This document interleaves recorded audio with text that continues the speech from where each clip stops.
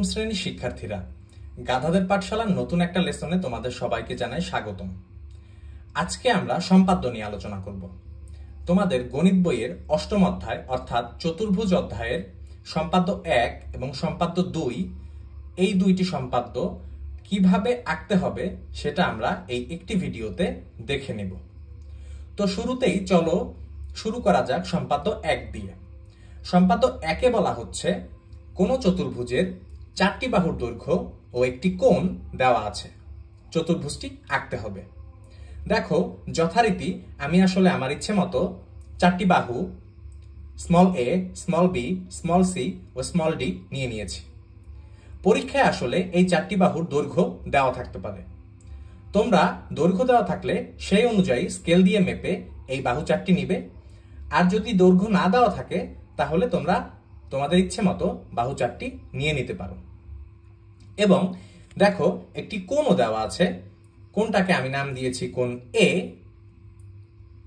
তো তোমরা তোমাদের ইচ্ছে মতো যে কোনো একটি কোণ নিয়ে নিতে পারো, অথবা পরীক্ষায় যদি কোণ উল্লেখ করা থাকে যেমন 50 ডিগ্রি অথবা 60 ডিগ্রি, তোমরা সেভাবে তোমাদের কোণটি চাঁদা দিয়ে মেপে এঁকে নিতে পারো।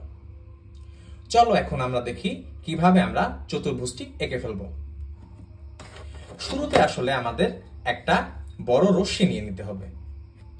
আমরা জানি রশ্মি হলো যার এক প্রান্ত বিন্দু স্থির এবং অন্য প্রান্ত বিন্দু চলতে থাকে। তো এই রশ্মিটাতে আমরা স্থির প্রান্ত বিন্দুটার নাম দেই এ এবং চলমান বিন্দুটার নাম দেই ধরো ই।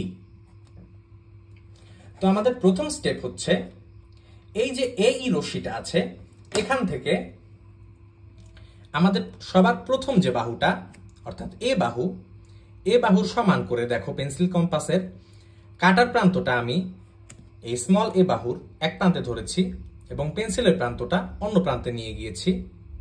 এভাবে স্মল এ বাহুর সমান করে এর উপরে একটি বৃত্তচাপ এঁকে ফেলবো। দেখো, বৃত্তচাপটা কিন্তু এই রশ্মিকে এই বিন্দুটিতে ছেদ করেছে, যে বিন্দুটার নাম আমরা দিয়ে দিলাম ডি। তোমরা তোমাদের পছন্দের যে কোনো অ্যালফাবেট থেকে নাম দিতে পারো, কোনো সমস্যা নেই। এবার আমরা কোণ এর সমান করে এখানে যে এ বিন্দুটা দেখতে পাচ্ছ, এখানে ঠিক সমান একটা কোণ এঁকে নেব। তো যে কোণটা আমাদের দেওয়া আছে অর্থাৎ কোণ এ, সেটা সমান করে যদি আমরা একটা কোণ আঁকতে চাই, শুরুতে আমরা এখানে আমাদের ইচ্ছে মতো ব্যাসার্ধের একটি বৃত্তচাপ এঁকে নিতে পারি এবং পেন্সিল কম্পাসের কাঁটাটি উঠিয়ে ঠিক এই বিন্দুতে বসিয়ে ওখানে যেরকম এঁকেছিলাম সেরকম করে একটা বৃত্তচাপ এঁকে নিব। এবার আমাদের কাজ হচ্ছে, দেখো এই কোণের সাথে সংলগ্ন যে দুই বাহু আছে, দুই বাহুকে কিন্তু বৃত্তচাপটি এই বিন্দুতে আর এই বিন্দুতে ছেদ করেছে। তো আমরা এখান থেকে এই বিন্দু পর্যন্ত মাপটা নিয়ে নিব এবং ঠিক সমান করে এখানেও আমরা বৃত্তচাপটা এঁকে ফেলব। দেখো, দুইটা বৃত্তচাপ কিন্তু একটা বিন্দুতে ছেদ করেছে। ছেদ বিন্দুটা আমরা পেন্সিল কম্পাসের কাঁটা দিয়ে এভাবে স্পষ্ট করে নিতে পারি। পরের কাজ হচ্ছে, আমরা একটা স্কেল আর পেন্সিল নিয়ে এ শীর্ষবিন্দু আর এই যে দুইটি বৃত্তচাপের ছেদবিন্দু, এই দুইটি বিন্দু মিলিয়ে একটা রশ্মি এঁকে নিব। রশ্মিটার নাম আমরা আপাতত দিয়ে দিতে পারি এ এফ। পরের স্টেপ হলো আমাদের এই যে এফ রশ্মি থেকে আমরা আমাদের দ্বিতীয় যে বাহুটা দেওয়া আছে অর্থাৎ স্মল বি, সেটা ঠিক সমান করে একটি রেখাংশ কেটে নিতে পারি। দেখো, এই বৃত্তচাপটি রেখাটিকে একটি বিন্দুতে ছেদ করেছে। ধরে নেই বিন্দুটা হচ্ছে বি। তারপরে আমাদের যে তৃতীয় বাহু সি, সি এর সমান করে পেন্সিল কম্পাস থেকে আমরা সি এর সমান মাপটা নিয়ে নিই। দেন বি বিন্দুতে পেন্সিল কম্পাসের কাঁটাটি বসিয়ে এভাবে একটি বৃত্তচাপ অঙ্কন করি। তার পরের স্টেপ হচ্ছে স্মল ডি বাহুটার সমান করে আমরা পেন্সিল কম্পাস থেকে অংশটা মেপে নেই। তারপরে এই যে ডি বিন্দুটা দেখছো, এখানে বসিয়ে আমরা সমান মাপের একটি বৃত্তচাপ এঁকে নিই। দেখতেই পাচ্ছ সি এর সমান মাপে আমরা যে বৃত্তচাপটি এঁকেছিলাম এবং ডি এর সমান মাপে আমরা যে বৃত্তচাপটি নিলাম, দুইটি বৃত্তচাপ আসলে একটি বিন্দুতে ছেদ করেছে। এই বিন্দুটার নাম আমরা দিয়ে দিতে পারি সি। আমাদের কাজ কিন্তু অলমোস্ট শেষ। আমাদের নেক্সট স্টেপ হলো বি এর সাথে সি কে কানেক্ট করা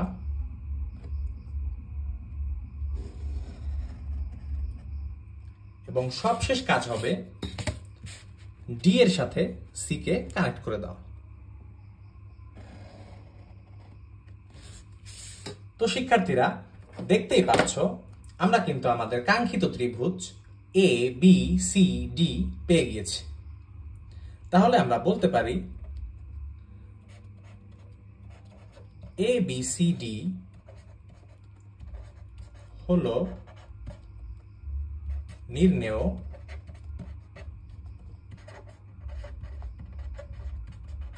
চতুর্ভুজ। তো এটাই ছিল তোমাদের সম্পাদ্য 1 এর অঙ্কনের স্ট্র্যাটেজি। তো শিক্ষার্থীরা চলো এবার আমরা সম্পাদ্য 2টা একটু দেখে নেই। অষ্টম অধ্যায়ের সম্পাদ্য 2 এর বিবৃতিটা হলো কোন চতুর্ভুজের 4টি বাহু ও একটি কর্ণের দৈর্ঘ্য দেওয়া আছে, চতুর্ভুজটি আঁকতে হবে। আমরা সবাই জানি একটি চতুর্ভুজের 2টি বিপরীত কৌণিক বিন্দুর মধ্যবর্তী দূরত্বই হচ্ছে সেই চতুর্ভুজটির কর্ণ, এবং একটি চতুর্ভুজে আসলে 2টি কর্ণ থাকতে পারে। তো আমরা যদি একটু দেখে নেই, এখানে 4টি বাহু হচ্ছে স্মল এ, স্মল বি, স্মল সি আর স্মল ডি, এবং কর্ণের যে দৈর্ঘ্য সেটাকে আমি চিহ্নিত করেছি জি দিয়ে। তো চলো আমরা কিভাবে চতুর্ভুজটি আঁকবো সেটা একটু স্টেপ বাই স্টেপ দেখে নিই। শুরুতে আমাদের আসলে যে কোনো একটি রশ্মি নিয়ে নিতে হবে। চলো আমরা নিজেদের ইচ্ছে মতো একটা রশ্মি এঁকে নিই। এটার নাম আমরা দিতে পারি বি ই। আমরা আসলে ইংরেজি অ্যালফাবেট থেকে নিজেদের ইচ্ছে মতো যে কোনো লেটার নিয়েই আসলে নামকরণ করতে পারি। তো দেখো প্রথম স্টেপটা কিন্তু আমাদের ডান, আমরা যে কোনো একটা রশ্মি বি নিয়ে নিয়েছি। এবার কাজ হচ্ছে যে কর্ণটা দেওয়া আছে অর্থাৎ জি, এর সমান করে বা এর সমান ব্যাসার্ধ নিয়ে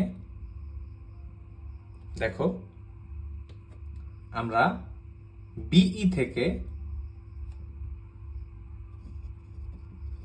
একটা অংশ কেটে নিই। দেখো বৃত্তচাপটি বিই রশ্মিকে যে বিন্দুতে ছেদ করেছে আমরা সেটার একটা নাম দিব, ধরি এটা হচ্ছে ডি। তো আমরা আসলে এই যে বিডি অংশটা পেয়ে গেলাম, যেটা হচ্ছে আমরা যে চতুর্ভুজটা আঁকবো সেটার একটা কর্ণ। এবার পরের স্টেপ হচ্ছে আমাদের প্রথম যে বাহুটা দেওয়া আছে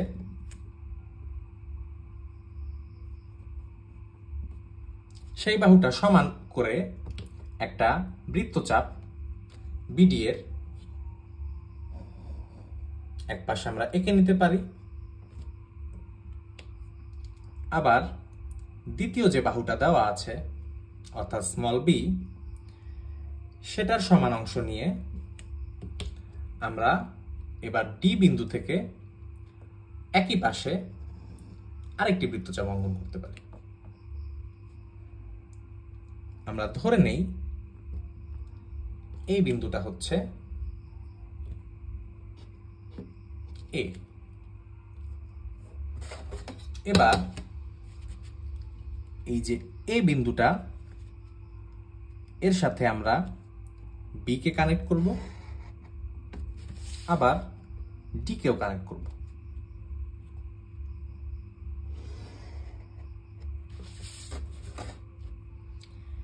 পরের স্টেপ হচ্ছে আমাদের বাকি যে দুইটা বাহু, তার মধ্যে একটা হচ্ছে সি, স্মল সি এর সমান ব্যাসার্ধের একটি বৃত্তচাপ যে পাশে এ বিন্দু আছে তার বিপরীত পাশে আমরা এঁকে নেই। সর্বশেষ যে বাহু স্মল ডি, সেটা সমান করে একটি বৃত্তচাপ আমরা ডি বিন্দুতে ধরে ওই একই পাশে অঙ্কন করে ফেলি। এবার দেখো বৃত্তচাপ দুইটি একটি বিন্দুতে ছেদ করেছে, যেটার নাম আমরা দিয়ে দেই সি। আমাদের কাজ অলমোস্ট শেষ। এবার আমরা বি এর সাথে সি কে কানেক্ট করব ও ডি এর সাথেও সি কে কানেক্ট করব। এবার দেখো আমরা কিন্তু আমাদের কাঙ্ক্ষিত চতুর্ভুজটি পেয়ে গিয়েছি, এ বি সি ডি। এটি হচ্ছে আমাদের কাঙ্ক্ষিত চতুর্ভুজ, যেটার একটি কর্ণ হচ্ছে বিডি। তো আমরা বলতে পারি এ বি সি ডি হলো নির্ণেয় চতুর্ভুজ। তো লার্নার্স, আমরা একটি ভিডিওতে দুইটি সম্পাদ্য আঁকা শিখে নিলাম। তোমরা যদি ভিডিও থেকে উপকৃত হয়ে থাকো তাহলে অবশ্যই লাইক দিতে এবং কমেন্ট করে জানাতে ভুলবে না। ধন্যবাদ।